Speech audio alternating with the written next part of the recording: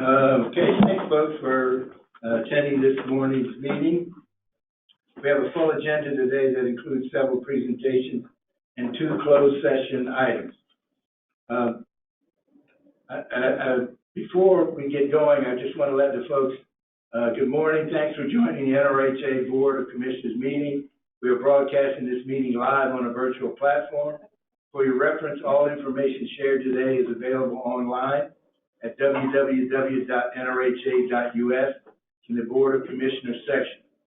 We will allow for public comment later in today's agenda, and virtual participants will have the opportunity to raise their hands to comment. Attendees may also use the chat feature to make their comment as well, and I will share those prompt instructions closer to that time. I'd also like to welcome our guests with a special welcome, excuse me, to our Council and Tenant Management Council members. We will recognize them for their great and sometimes underappreciated work that they do for the families in our community. However, before we recognize our special guest, Mel Price with the Work Program Architects here in Norfolk will present the current work program and design concepts for Tidewater Gardens. Brinshaw has teamed up with Work Program Architects to develop the design concepts you'll see today. To allow Mel adequate time for her presentation, to take questions, and meet her previously scheduled commitments that follow this presentation, we will forego the Executive Director and Commissioner's comment section on the agenda, and if time allows, we will take those up at the end of the regular meeting. So before we go to Mel, I invite your comments, if any, on the minutes from September board meeting. Yes, my only comment is that there are 9 pages of minutes, and they are outstanding in their detail. And I think we owe thanks to our secretary for getting them down so confidently. And I make a motion we accept. A second. I second. Ms. Carr. Mr. Albert? Aye. Thank you. Ms. Arrington? Aye. Mr. Benassi? Aye. Mr. Dillard? Aye. Ms. Puryear? Aye. Mr. Gresham? Aye. Mr. Mustachio? Aye. I can already see it's going to be one of those days. Also, before we get started, just like to recognize that October is Breast Cancer Awareness Month. This is the closest I could get to pink, but would just like to say that I know that everyone has someone that they know that has suffered from breast cancer. So please use this month for the awareness that it's designed to bring. And again, with that, I will turn it over to Mel, or Jen, or whoever. Good morning, everyone. Good morning. Good morning. And that starts on page 15 in your packet. Hi, Mel. Suzanne. Hello. Good morning, everyone. Great to see you all, and thank you so much for inviting me to be here. I'm going to go ahead and share my screen and see. Hold a second, Mel. Okay. We're waiting to get your screen up. There we go. There we go. Oh, and there you are. Hello. Okay. Well, thank you so much. I know many of you in the room. If you don't know me, I'm an architect and I'm an urban designer, and I co-founded WPA, which is a small design firm in downtown Norfolk. And I've been working with the city and NRHA and Brinshaw, and my role on this project really is to welcome in the entire design team that's coming from all over the country and help coordinate the architects, the engineers, the hydrologists, the entire team that's working together with the community and with the residents. This is just, I mean, it's the most important project I have ever worked on in my lifetime, and I'm just thankful to all of you for being a part of this and working so closely with the residents, with us. So my work began back actually in 2017, when the mayor first started his steering committee to take a look at the goals and design goals the residents had. And so we began to meet in the Basilica of St. Mary's. A huge thank you to St. Mary's for allowing us to meet in a place where we could keep the doors open late at night and let people come and meet with us on their own time. It's really important. Following that, we've stayed engaged with the residents and wanted to share some thoughts with you about the design of Tidewater Gardens that we heard directly from the residents at the block party this past July. I happened to be stationed where I got to talk to most of the kids. Some of my colleagues were talking to parents, but people had very strong opinions about what the architecture, what the design and feel of the place should be. You'll see they wanted bright colors on buildings. They wanted lots of brick. They wanted buildings to feel permanent and secure. They wanted a variety of building types. We interacted with hundreds of people that day, and everyone had something different that they wanted. That they all definitely wanted porches and balconies, and they did not want their community to look like office buildings. They tended to prefer some more modern architecture, but they liked a mixture of modern and traditional. The parents, and especially the kids, wanted tons of amenities. They really want an ice cream shop, and they liked this variety of single-story and multi-story units. The interesting thing there is, of course, parents who had many children wanted to be on the ground floor in kind of smaller scale buildings, and the kids wanted to be in larger buildings with elevators where they could have fun and ride the elevator up and be in a new space. They wanted lots of outdoor space. So after listening to them, all of the architects got together and we wrote these design goals. And since we're talking about design today, I just want to pause and review these. One, we believe that the design of Tidewater Gardens and St. Paul's as a whole must be visionary.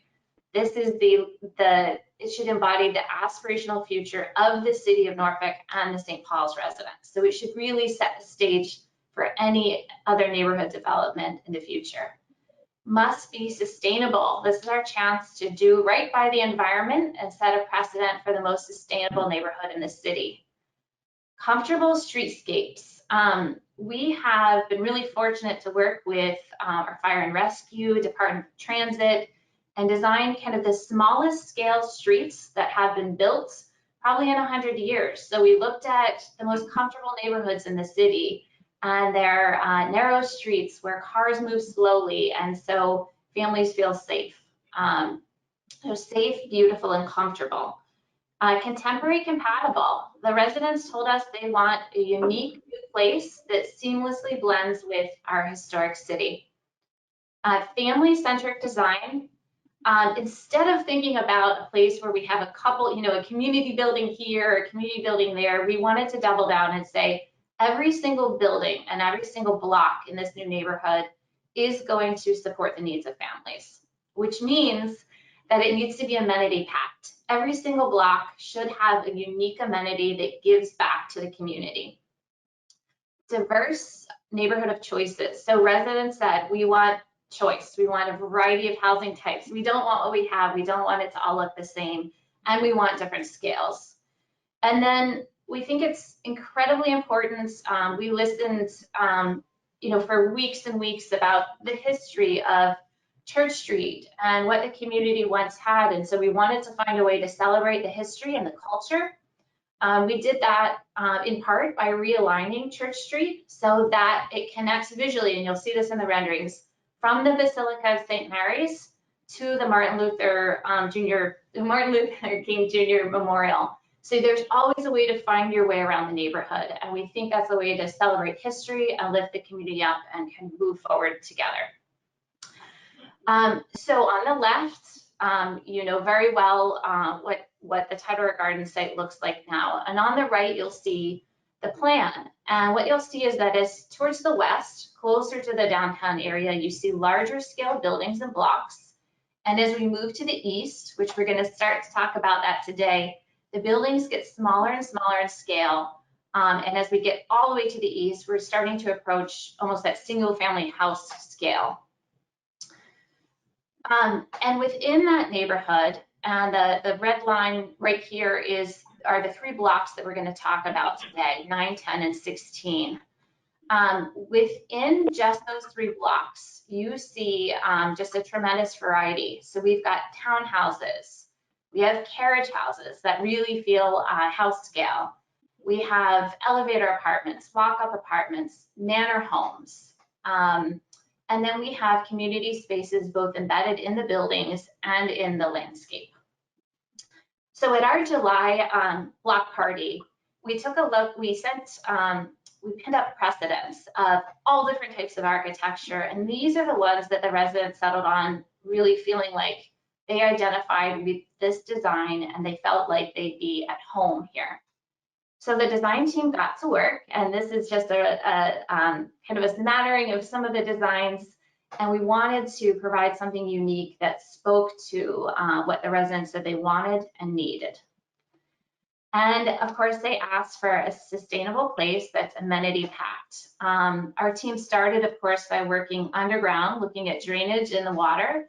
And then as we moved above ground, looking at where we could save those beautiful live oak trees that you see here, especially on Mariner and around St. Mary's, so that we could have a sustainable place, tree-filled plazas, natural playgrounds, community gardens, and more. And this is what it looks like.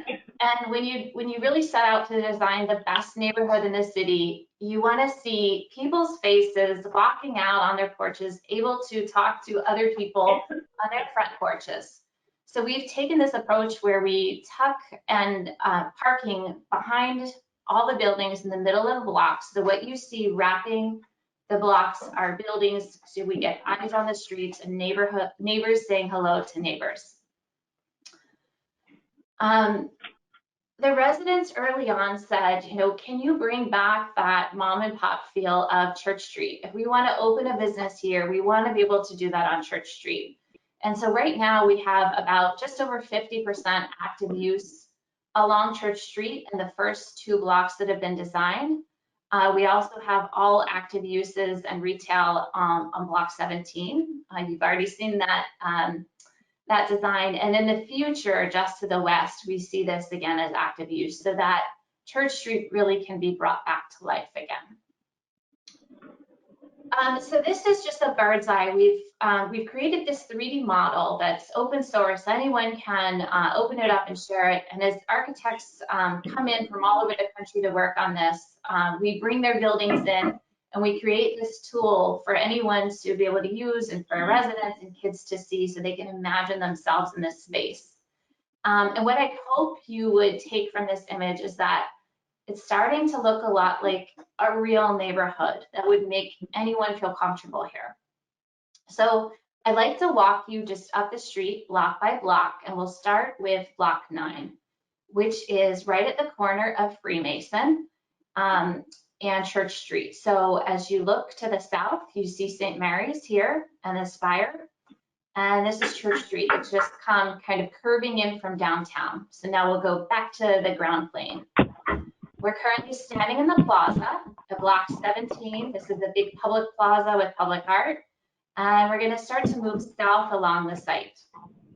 You'll notice streets with cars parked on either side, spaces for residents to open businesses and live work apartments, and these comfortable narrow streets, contemporary compatible architecture.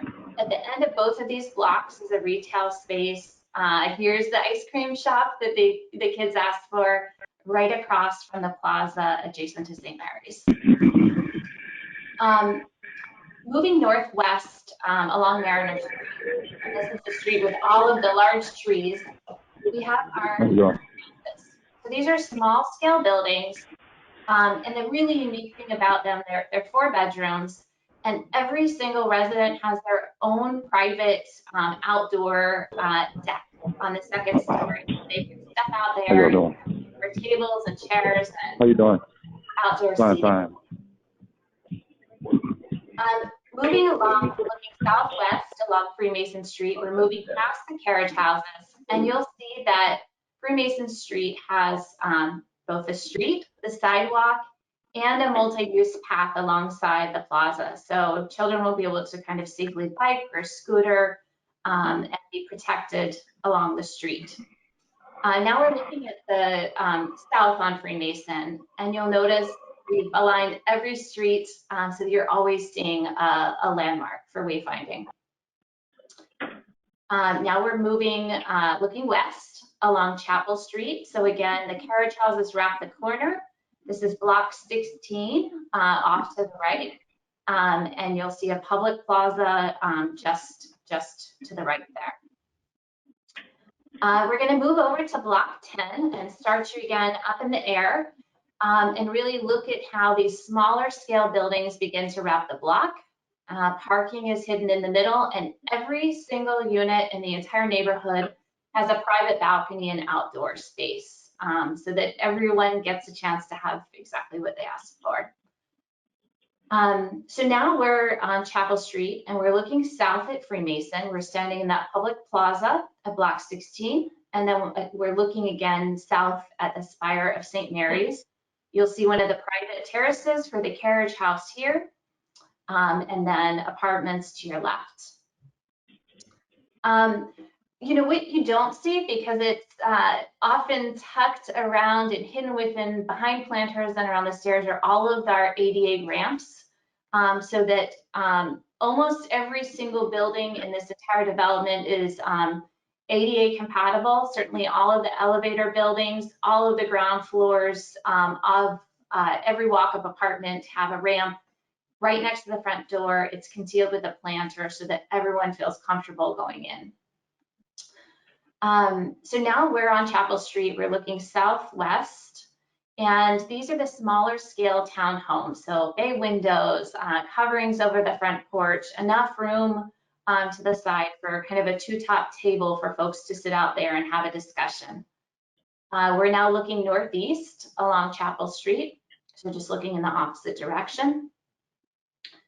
And now we're on Riley. So again, these small scale townhouses that wrap the buildings. We've come to the corner, and here we have one of the smaller apartment buildings. For the purposes of the rendering, so you can see the buildings, we've removed the playground here.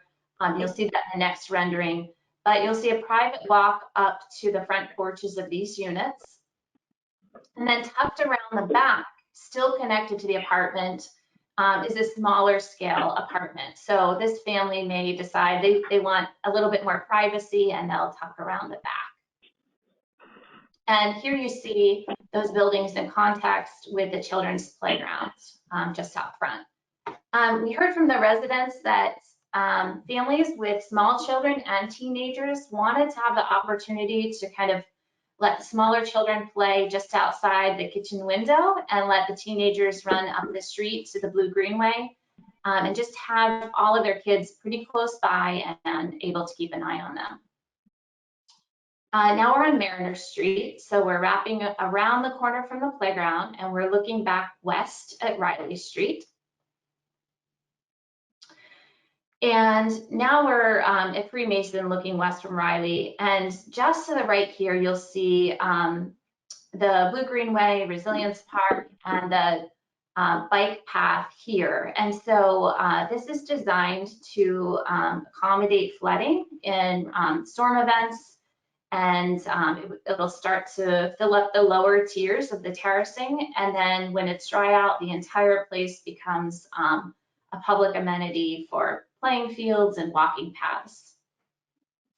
Moving on to block 16, the Blue Greenway actually turns and reaches west here, and the water moves underground. So under this plaza will be underground water storage. And so we start to kind of connect the natural environment back to an amenity space where residents can come together. So we're at the corner of Church Street and Freemason. This is one of the kind of medium to larger scale apartment buildings here. And it's designed to kind of make you think about flowing water that's underground. that will have amenities on the ground floor. So you see kind of placeholder names for businesses to come. This is one of our wider streets, and it makes the connection back to Block 17, the public plaza, the rooftop amenity space. We have multi-use paths on either side, and again, the connection to the steeple of St. Mary's to really hold the place. You'll notice that the verge is wider, and the sidewalks have been designed wider than many of the neighborhoods in our city. And that's to give room for families and people on bikes and people in wheelchairs and people with strollers to be able to walk side by side with a companion, be able to pass each other. It also gives enough room for those tree roots to spread out, which means that the tree canopy can grow large and we can have lots of shade on the sidewalks, and we need that. So here's the plaza. This is the one that has the underground water storage. We're at Block 16, and we're on Freemason, looking northwest at Church Street. And so now I've kind of flown you back up in the air, and you see St. Mary's. You see all of the blocks that we've just moved around, Harbor Park in the distance, the Blue Greenway, the Hunt and Y here, and then you see the water turn and reach back east and then move underground. So again, these are just the first 3 blocks of Tidewater Gardens, but hope this gives you kind of a peek into what's to come, and lets you know that we've been listening really hard to the residents and working very, very hard to meet their needs. Thank you. Thank you. Questions, comments? Ken? Yes, Mel, is the blue ways, are they going to be with full of water all the time, or is that just a spillway for surplus? It's going to flex. So there will be some water in there, likely all of the time, but they're really going to change depending on storm events. So they'll fill up and then they'll drain. And it just depends on the degree of rainfall. Okay. Dick? Mel, this isn't so much about your presentation. I think what you've done with Church Street, Freemason Street, and the architecture is incredibly good. The blueways and the greenways are wonderful. I think you've understood what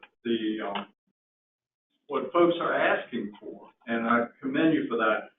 I'm concerned about one little tweak that I keep coming back to, and that is your connection between St. Mary's and Martin Luther King is spot on.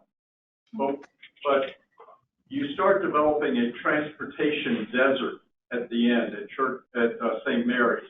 Mm-hmm. And Market Street connecting into MacArthur Mall offers such an opportunity for the bike trails to go around and for cars to connect in. But we showed the street literally stopping at St. Mary's, and even for the congregants there, it's going to be a little bit of a transportation issue. So I agree with you. Oh, we I have realize that. Okay. Yeah, so one, I agree with you 100%. The images and the plan I'm showing you are part of what Bryn Shore is developing in this portion of the work. If you've had a chance to look at the downtown plan, the 2030 plan, you'll see the continuation south past St. Mary's, as well as the connection east-west through to downtown.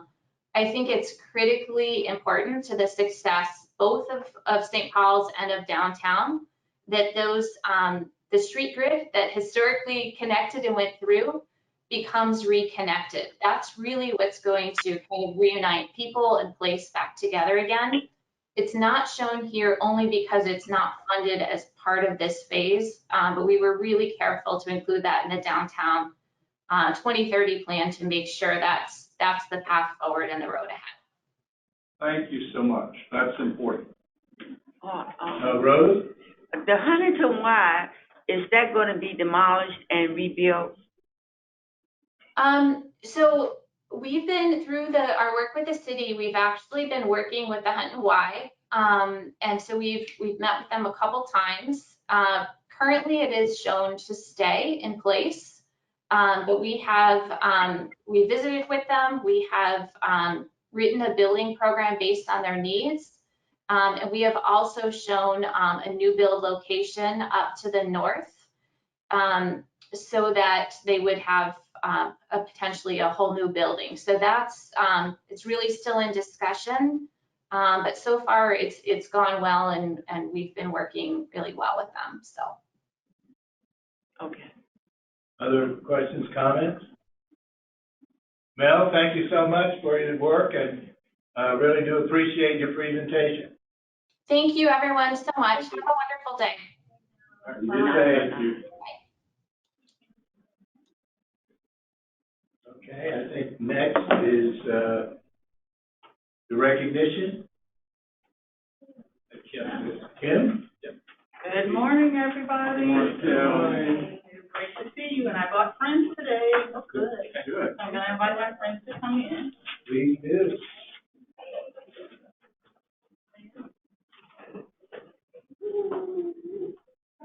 This is a shy group, so you gotta give them a chance to warm up. Come on, this way, Miss Ella. Come on, everyone. How are you all? Good morning. How are you? Good. There's more people on this side. Good to see you. Good to see you. Okay. Good morning. That's right.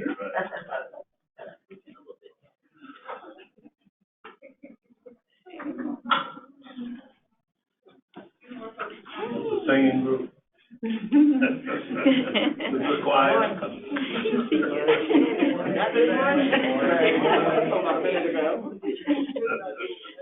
Oh my God, I sing out a long time. Good morning. Good morning, girl. Community choir. You got one of my friends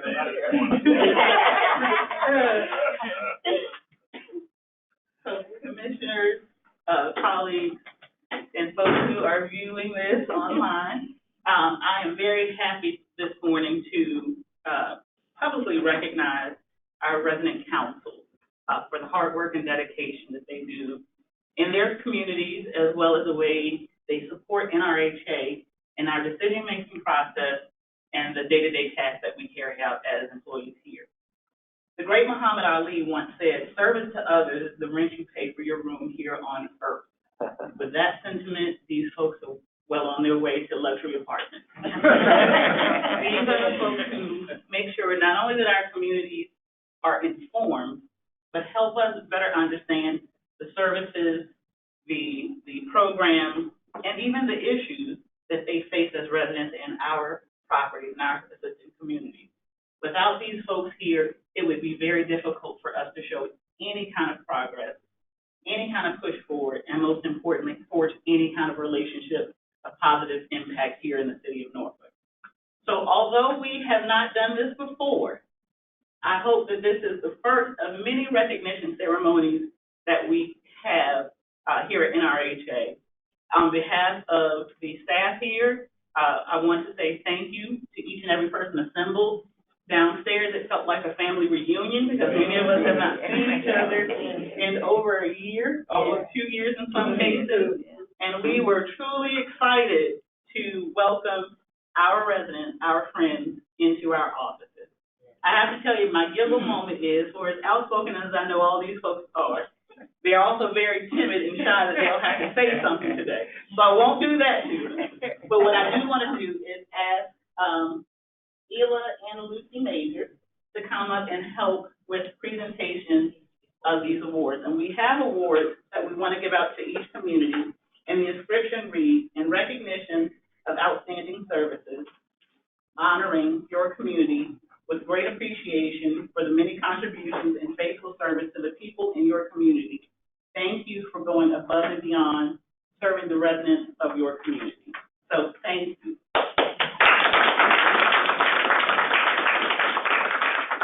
And what we're going to do is I'm going to run through the list. We have a representative from each of the communities that we're honored, with the exception of one. We'll make sure they get their award.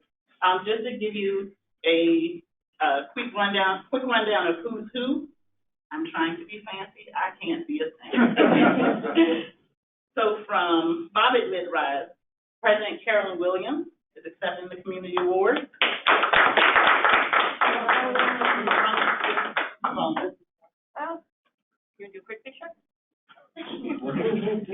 board consists of Eleanor Johnson, Yvonne Owens, Timothy Lovell, Evelyn Brown, and Tim Burgess. Go, Carolyn.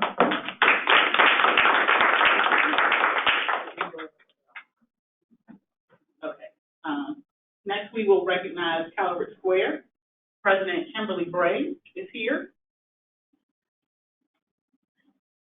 Her team includes Geraldine Austin, Yentel Parker, and Alicia Harrison.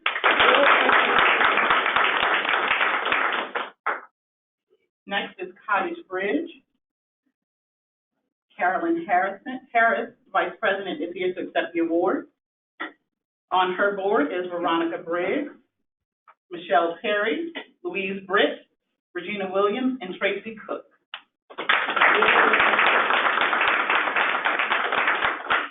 I'm trying to be fancy and go in alphabetical order, so I went to public school in Hampton. Digstown, TMC, Kendra Parker is president. Her board consists of Tarosha Munford, Leonard Wilson, and Sharon Jackson.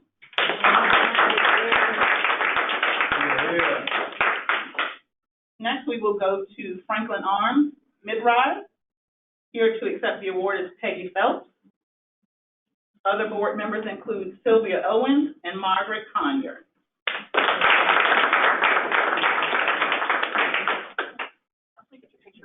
Not with us today is Grandy Village. We will make sure they get their award. Their board consists of Raytron White, Alfreda Thomas, Betty Boone, Yashika Holloway, and Damon Thomas.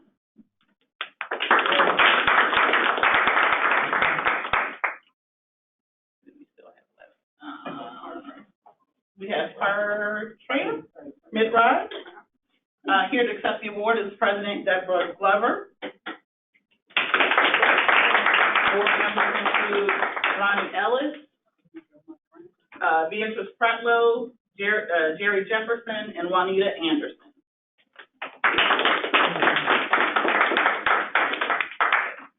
That's it, okay. And last, but certainly not least, is Sykes Mid-Rise. Here to accept that award is Ella Wilson, President. Board members include Barbara Silver, Shirley James, and Ronnie Chapman. So I want to thank, again, everybody for being here today, allowing us to recognize them, to honor them for the work they do in the community. I would also like to thank Ela Smith for her hard work in spearheading this effort, Lucy Major for being an all-around go-to point person, and also our latest transportation code. Make sure a lot of our guests made it here today. And also Gwen Williams, who's down on the first floor hosting the other folks who assembled as well. So just one last round of applause.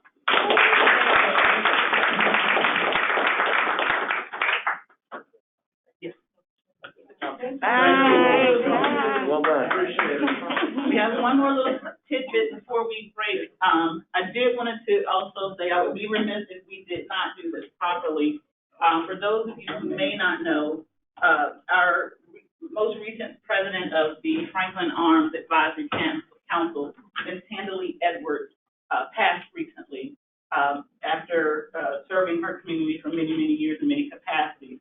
And we wanted to make sure that we were able to do something right. So today, we have LaGuana Lassiter, who is the property manager at Franklin Arms here with us. And she is actually going to present to Ms. Edwards' grandson, thank you, Mr. Tion Ashby, a token of our affection and appreciation for his grandmother. Y'all come on this way.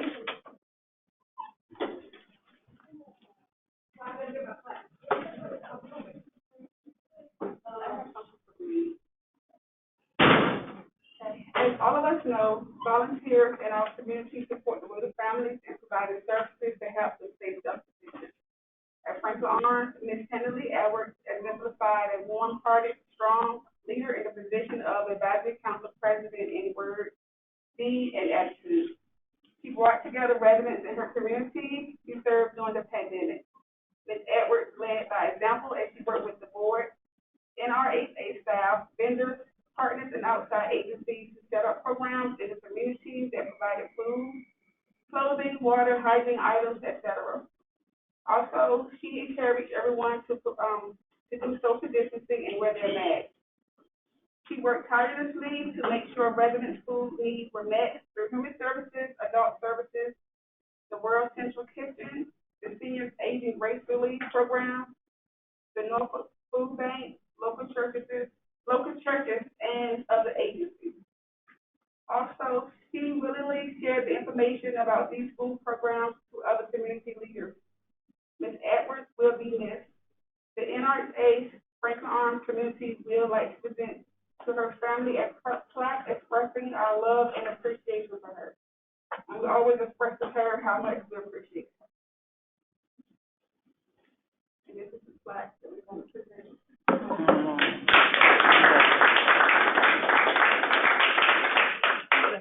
Scoot over just a little bit. For a quick picture.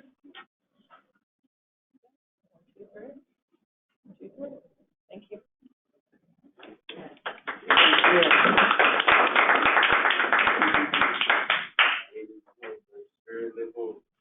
Absolutely.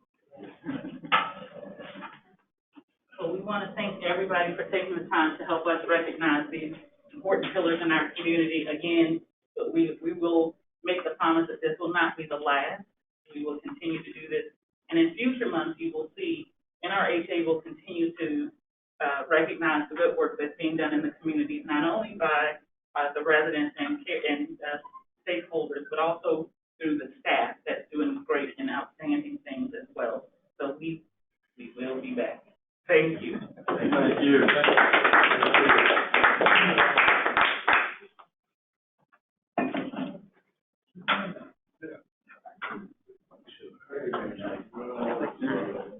Yes. We couldn't operate as we do without their support and hard work. Let's see, next is finance and administrative, and that starts on page 55.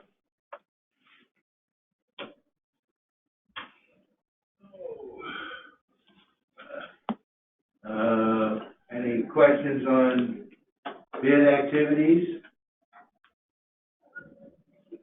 Just so you know that we highlight the fact that we are getting additional security to deal with some of the increased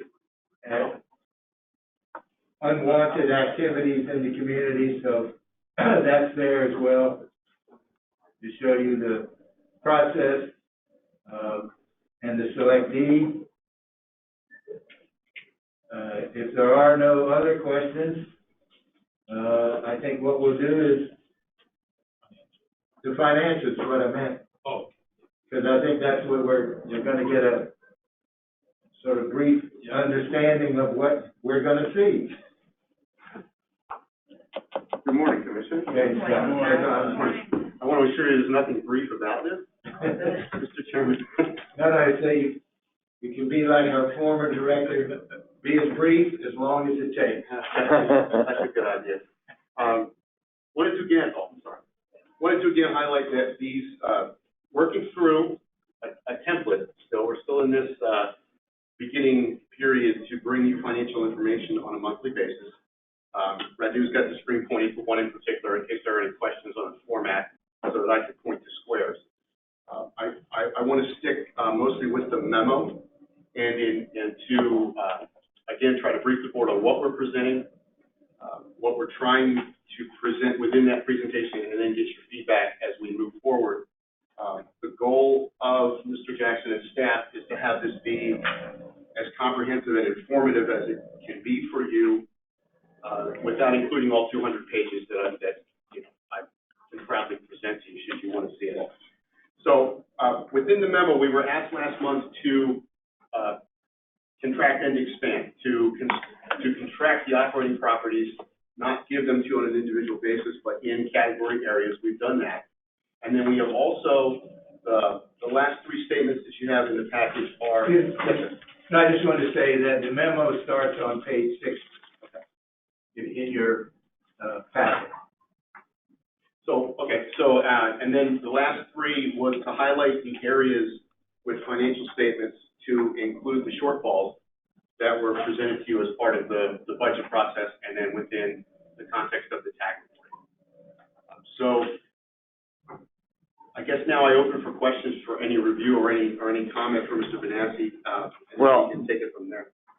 Per Scott's and my discussion earlier, this is a significant change to how we've done things before. And there's so many buckets to look at, it's a little overwhelming. But what I'm going to be doing going forward is focusing on the negative buckets, the ones that were in the wrong direction, and then listen to the commentary, and then flip that around back to Ron and Virginia and said, okay, what are we doing about this? You know, we're in this general direction in that property. So I've got 4 comments and really it's just a matter of starting to pay attention to these things. I think that's really what this is all about. This is what Ron and company do all the time, but this is our opportunity to hold Ron and his team to account on these important critical financial functions. So as I looked at this, Scott, I saw 4 that seemed to be trending in the wrong direction, and the trends are very short. We're only 60 days into this, but you know, it's something that I'm going to keep these notes, and we'll see if the same 4 continue to bubble up. So number 1 is Granby 70 LP. So I mean, what's the comment there? What's the thought there, Scott? Or does anybody speak to that? The comment in the memo regards that it's not making the break-even calculations, but it is running in positive for us. There are, during development operations, there's a transitory period where we are waiting to get the last equity installment, or the last 2 equity installments in from the investor. One of the things we have to do is meet what's called a break-even calculation.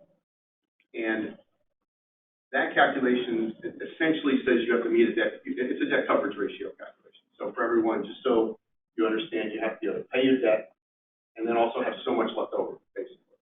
We are not maintaining enough left over. And we're analyzing where that is coming from. It's coming from maintenance costs right now and utilities, which may be related to an HVAC issue. We don't know yet. We're getting some analysis done through other areas of the agency to try to determine exactly what's going on there. So, but I do want to emphasize that property is operating on a positive cash flow basis right now, just not positive enough. Okay. Well, and to me, what I like here is you've got a hypothesis to chase down to see if we can't make it better. Second one was City View Tower. Mm-hmm. And that seemed to be that is in the red. Was it in the red? City View Tower. Let me just refresh myself very quickly. It is, yes, it is in the red for the year. No, it's in the red. It was in the red for August. Actually, no, it's in the black both sides. It is? On the actual, it's on the black both sides. My mistake. Red for August. I'm sorry, I try to memorize all of these, but it's not. It'll be a test later. Yes, sir. The year-to-date revenue is $309,000. Year-to-date expense is $268,000. Okay. And what I pointed out in the memo, I do remember pointing out in the memo that the rental income is actually ahead of budget forecast. Oakmont. Yes. That one is my note said big year-to-date loss. Actually, it's the other way around. Big year-to-date gain. Some financial analyst you got here. That one I do know. If you give them a page number on Redu, can you check this down to Oakmont? Can we flip that one, or to Merrimack? Scroll down 2 pages. Are we on Merrimack? No, Oakmont. Okay. Keep going. It's going to be 2 or 3 more pages down. Page 72. 72. I think 1 or 2 more, Redu. 1 more. There you go. All right, now, there are timing of recording issues, but you want to focus Hope I didn't see that. I mean, year-to-date right here, which says we have $849,000 in revenue, total revenue. And then if I do scroll down, you see way at the bottom here, 474 in expense. So the difference is to the good. Oh, yeah. Now I know why you were concerned when you said that earlier about those properties. Now, this one and Oakmont and Merrimack are our two. If you recall John's Lucky 7 comments from back. Yes. These are the two luckiest of the lucky. Okay. So we are expecting this sort of return Okay. annually. Now, we do have, with the third-party manager, there are times when the information coming from them for me to compile this will make it very difficult and sometimes impossible to include the current month accurately, but we do have the year-to-date. Okay. Okay? Guys, is that still managed by the stop organization? Somebody can help me. Lawson, I believe. Yeah, Lawson Realty is the overall manager, Yeah. stop running the programs out there, yeah. Yep. The other thing, and I didn't look at the detail, is how do we account for income on the central office, or do we? We do. The central office revenue is all internal. Right, I assume it's such. It's all from fees, which are generated three ways. One is what we call safe harbor fees, which are fees that are dictated by HUD. HUD says that we can take a management, bookkeeping, and asset management fee. They tell us how much, and it's based on units leased or units in stock for Young Terrace. Okay. And then we also have internal management fees that are based on the amount of overhead, salary and benefit items that are chargeable to different programs. So the COCC section of your report is 4 pages because we outline, and you will see one of those columns is a revenue column. And it simply holds the revenue for all the rest of the COCC. So that it is accounted for in that way, and that is and will be in the report isolated. So how are we doing on that? How are we doing on versus budget in this central administration? Right, do second to last one, if I may. Scroll down to the easier to show. 78. Yeah. These are all the COCCs. Okay, right. Stop here. It's at the end. Yeah, scroll down a little bit so I can see the totals. Okay, one more page. No, up one, I guess. Oh, there they were. Sorry. I apologize. We'll do a little bit more. Okay. Here's our budgeted shortfall within the overall COCC. If you recall with the budget, it was outlined in certain departments and certain program areas. The way HUD looks at the COCC, some of the development admin is also included in here. So this is the overall budgeted shortfall. This is the 2-month budgeted shortfall, and this is where we are today. So if that number is smaller in the negative, we're doing a little bit better than budget. We have vacant positions that are attributed to that, and that's part of the savings over time is where there are budgeted positions that are vacant. If they remain vacant, obviously you see savings within the program. Ron, do you see these vacant positions staying that way, or are you actively trying to fill them? Well, some that we don't really have a choice, like in some of the maintenance areas, we don't really have a choice, but in some of the administrative areas, what we're doing is we're asking the supervisor managers, instead of just automatically bringing someone in, seeing if there's a different work process that's required, because that's one of the sort of the overriding things in the TAG report, taking a look at our work processes as opposed to, always bringing in staff and try to enhance that. It could be with technology or something like that where we don't necessarily have to bring on a. Are you seeing some progress here, Ron, or is it too early? Well, we're actually starting the process to take a look at it, so it's kind of hard to tell right now. I would say probably in the next month or so, we'd probably be able to see some results in that. Okay, thank you. And I would just add that when I prepare the memo, I do kind of look line by line to see where the offsets are, and I try and on a high level provide that to you in the memo. But you can see within this, if we're spending $10 million, salary benefits are an awful lot of it. So that's where if there are budgeted vacant positions in that number, it helps us, Ron, to take a hard look before we fill it. Sure. Any other comments, questions? Thank you so much. I think this will be the kind of thing that, it would be very beneficial for us in working with Ron on what are the steps to deal with these kinds of things that are coming up. Okay. Thank you. Thanks, Oh, Scott. thanks, guys.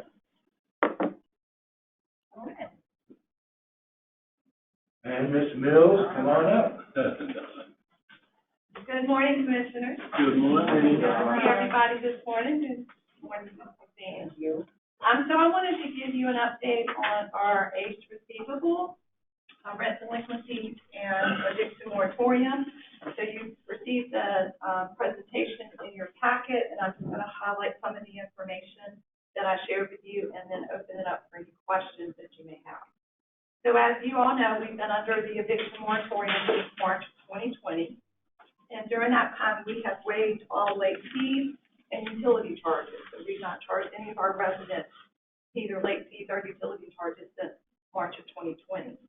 We've also been very proactive with our staff in dealing with the residents, following up, sending notices, home visits, posting in the newsletters, on our social media, and on our website about assistance, whether it be an interim rent change, if they experienced an income loss, if they wanted to apply for rental assistance, and if they wanted to enter a term agreement. So that has happened throughout this period and continues to happen. And Donna, that's got captured on page 80 in your packet. Yes, sir. So we have some numbers that I provided as of September 30th. We had 541 residents that were delinquent with their rent at a total of $517,000. In comparison to September of 2020, our delinquency rate was a little over $258,000, which is a $300,000+ increase, or 120% from where we were at a year ago. From these numbers of September 30th, 198 of the 541 residents only owed September's rent, and that was in the amount of about $40,000. 343 residents owed 2 months of rent or more, and out of that 343, 3 residents owed more than $10,000. 2 of those residents have applied for rental relief funding. 1 has been non-responsive. We have 12 residents that owe between $5,000 and $10,000 to a tune of $87,000 total. 5 of those residents have applied for relief funding. 7 have been non-responsive. We have 122 residents between $1,000 and $5,000 that is owed. 8 have applied for funding. 33 have been non-responsive.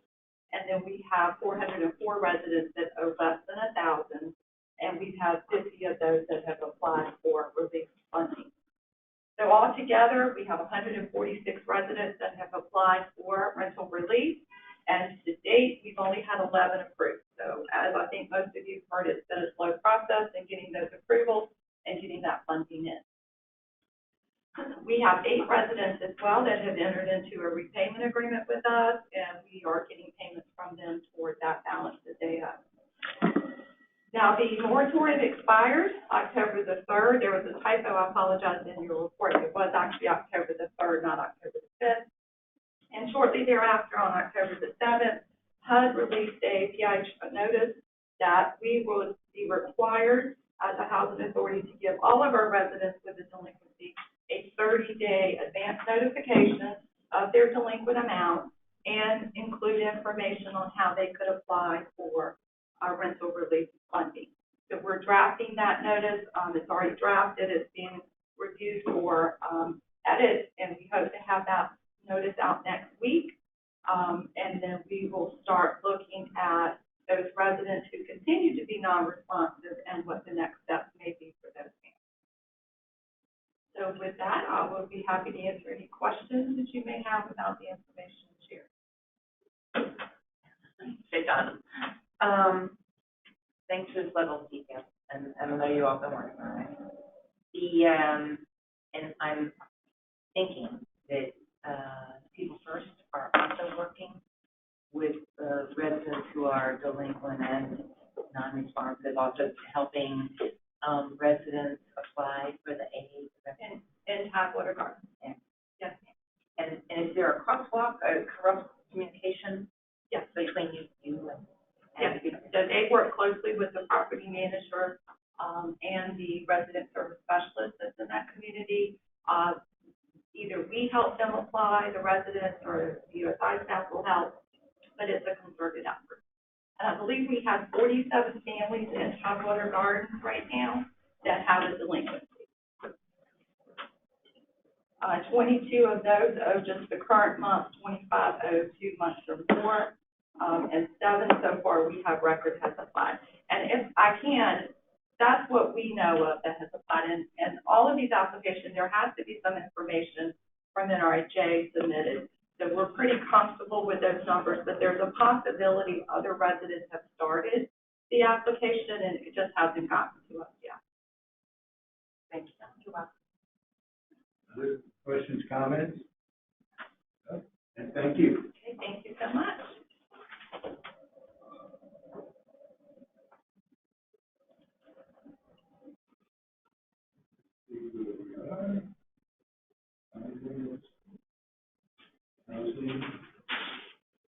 Committee notes. Any comments or questions on those? And I guess the next is, before we go into closed session, I'll ask for public comment. Do we have anyone who's, for the virtual participants, if you would like to state your comment, please click on the raise hand icon on your screen and you will be called upon. You can also type a comment into the question box on your screen as well. When called upon, please address the virtual room by stating your first and last name, address, and your comment. Please know that questions asked during this time may not be responded to, but instead we will make arrangements to follow up with you after the meeting to address the question. Ms. Moore, is there anyone? Yes, sir. We actually have one in-person question this morning from Monet Johnson. All right. Here. I'm going to let her go first while Please. we wait for her to Come on up.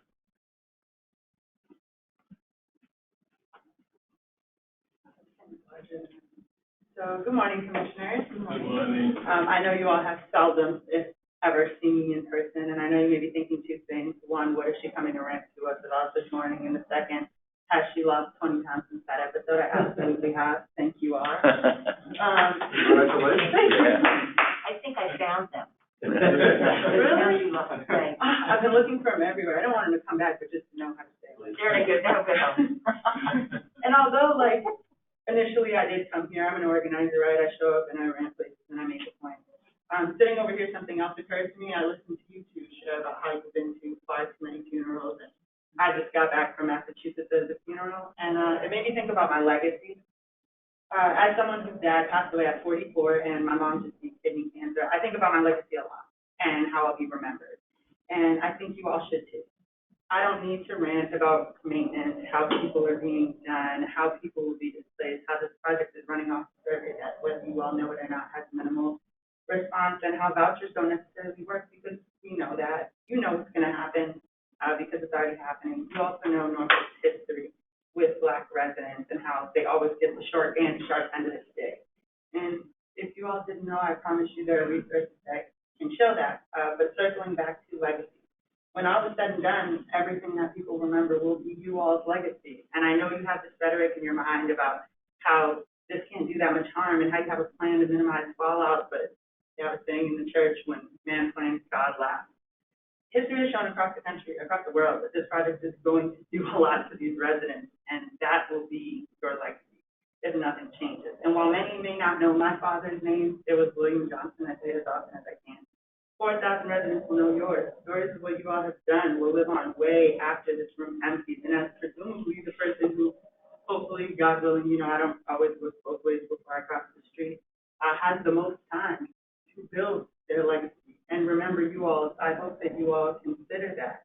And consider the residents. And so at the very least, when we're talking about legacy, things that can be done, changed immediately, There's a lot that can be done to get maintenance up to par. I'm not sure if you all are aware, there were many maintenance workers at the city council meeting on Tuesday saying that they're not being paid enough, there's not enough of them, and then that trickles down to the residents who are living in conditions that are truly unsufferable. I printed pictures to bring, but I didn't feel good carrying them around, looking at what these homes look like. But if you need them, they're in my car and parked downstairs. I don't know how much time I have left on the meter, but I can move if need be. These families, they deserve an environment that's safe, healthy, and dignified, and not just in the homes provided by the NRHA, but the homes that they're going to with these vouchers provided by the NRHA. And if you don't necessarily care about what I'm saying or the 20 pounds that I've lost somewhere, maybe listen to someone whose legacy is worth remembering, because Maya Angelou once said, people will forget what you said, they will forget what you did, but they will never forget how you made them feel. Thank you, and may your weekend be full of things that add to your legacy. Thank you. We have one additional question submitted online from Mr. Jim Morrison, who is a reporter from the Virginia Mercury. His question is regarding interviews requested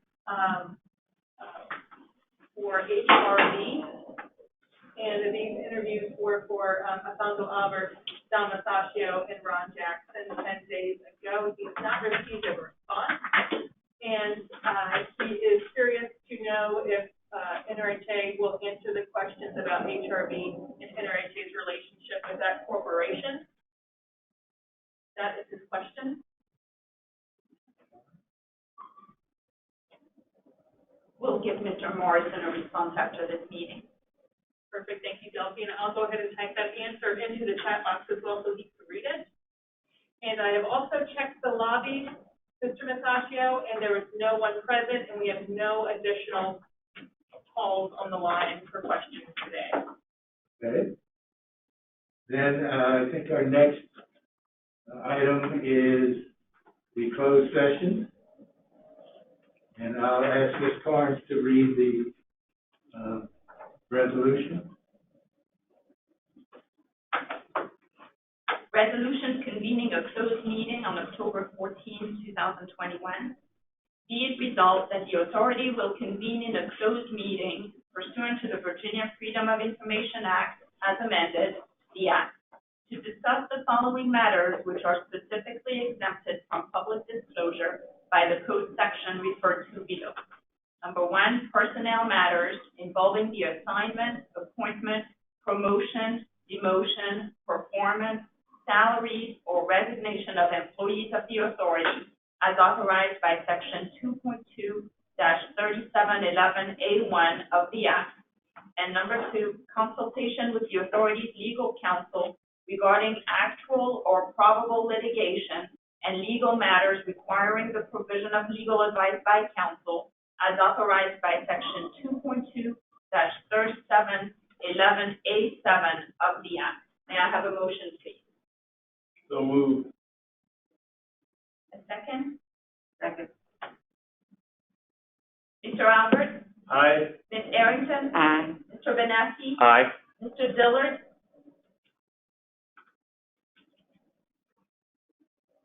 Wake up, Joe. Mr. Dillard?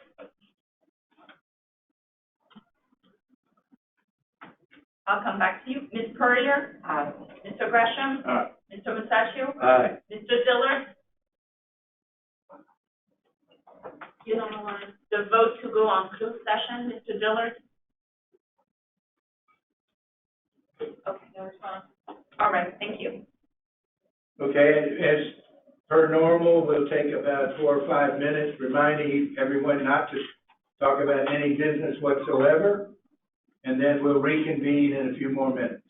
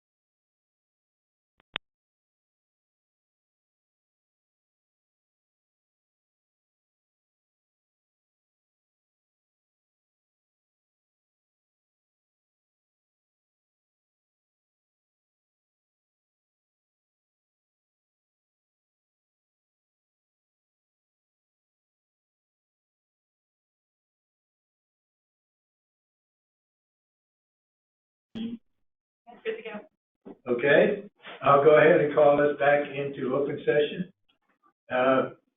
Would you, Ms. Moore, would you check and see if there's anyone on the line?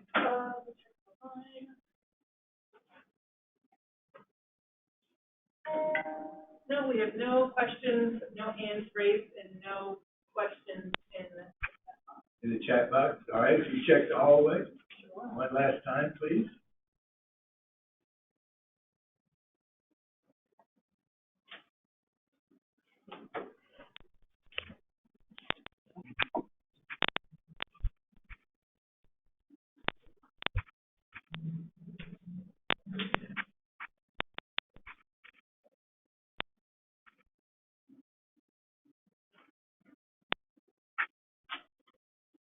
We have no one waiting in the lobby, and no questions on the line. Let me check it one more time for hands raised.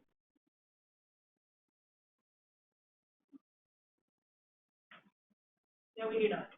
All right, then I will go ahead and call it out. No, not yet. I have a brief new business, please. Oh, I'm sorry. Just brief new business. Yeah. On the next agenda, can we please add an agenda item about about the chair and vice chair roles? We've operated since July without any kind of a election or selection. And although I'm sure, I'm delighted with our leadership, we probably need to either affirm it or, I just, I don't think, assuming that people are willing to continue to serve in those roles, done. Yes, we haven't had an official Yeah, election, Okay, which is what I guess we need to do. okay. yeah, just a brief agenda item and, Okay. thank you. That's quite all I'm right. smelling coup d'etat myself. My campaign posters will be in your neighborhood That's right. relatively soon. Other new business? No. Old business? Then I will call the October meeting to a close.